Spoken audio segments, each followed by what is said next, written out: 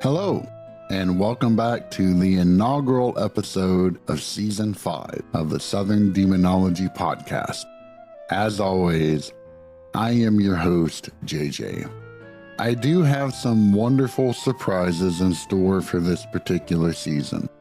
In fact, I was going to start off this one with one of the most disturbing events that have happened to me in at least the last 24 years or so.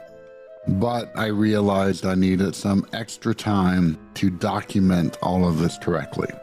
So I have moved up in the schedule this shared conversation that Chris from the Wandering Road podcast, if you have never checked them out before, I highly recommend it.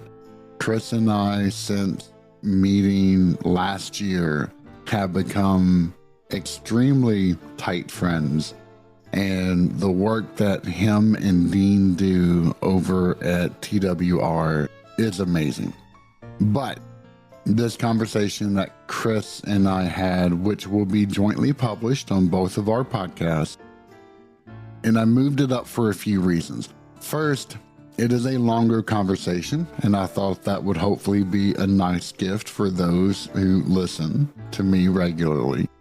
Second, it serves as a decent introduction not only to my own podcast, but to the study of demonology as a whole.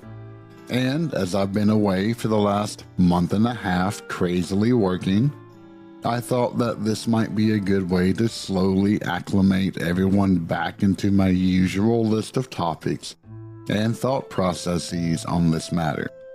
I have had a series of guest appearances on other podcast shows in that intervening time, and I will have a sampling of them down below in the show notes if you would like to check that out. But without further ado, let's go ahead and get into the main topic for today with Chris from the Wandering Road podcast, which I call Demonology 101.